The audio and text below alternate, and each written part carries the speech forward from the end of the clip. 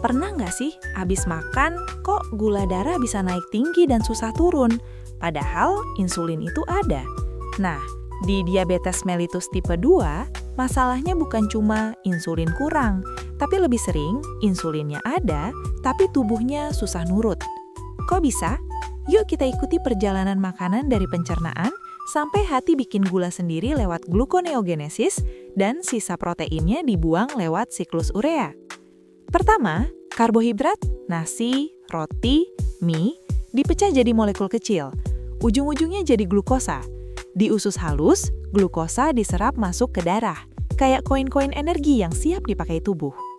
Kalau protein, ayam, telur, tempe, dipecah jadi asam amino, yaitu Lego penyusun tubuh. Lego ini bisa dipakai untuk bangun otot, enzim, hormon, tapi juga bisa dijadikan bahan bakar kalau terpaksa. Normalnya, pankreas ngeluarin insulin. Insulin itu kayak kunci yang bikin pintu masuk glukosa di otot dan lemak terbuka. Glukosa masuk sel, dipakai jadi energi, atau disimpan. Gula darah pun turun lagi rapi. Nah, di diabetes mellitus tipe 2, sering terjadi resistensi insulin. Bayangin kuncinya masih ada, tapi gemboknya karatan. Sinyalnya nggak nyampe dengan baik. Akibatnya pintu glukosa nggak kebuka maksimal. Glukosa jadi nunggu di luar sel, numpuk di darah. Itulah salah satu alasan gula darah tinggi. Masalahnya belum selesai. Ada organ yang super berpengaruh, hati. Normalnya, setelah makan, insulin bilang ke hati, "Udah, stop bikin gula, simpen aja." Tapi pada diabetes mellitus tipe 2, hati jadi bandel.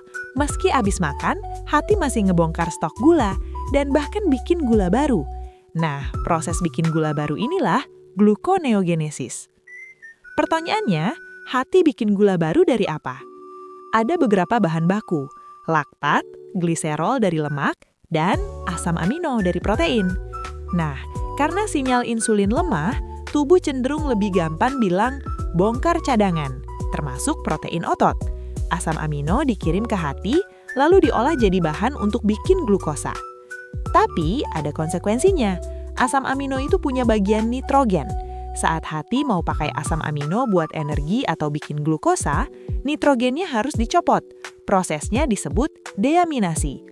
Nitrogen ini berubah jadi amonia, dan amonia itu beracun kalau dibiarkan. Makanya, tubuh punya sistem pembuangan khusus di hati, siklus urea. Ibaratnya, amonia dimasukin ke pabrik daur ulang, diproses muter-muter, lalu keluar jadi urea, bentuk yang lebih aman. Urea kemudian dibawa darah ke ginjal dan dibuang lewat urin. Jadi, gambar besarnya begini. Di diabetes mellitus tipe 2, glukosa susah masuk ke sel karena resistensi insulin. Sementara hati tetap memproduksi gula lewat gluconeogenesis. Bahkan bahan bakunya bisa datang dari pemecahan lemak dan protein, yang ujungnya bikin nitrogen harus dibuang lewat siklus urea. Kombinasi ini bikin gula darah gampang naik dan susah turun. Dan itulah kenapa diabetes mellitus tipe 2 itu bukan sekedar kebanyakan gula, tapi masalah koordinasi hormon dan organ, usus, pankreas, otot, lemak, dan hati.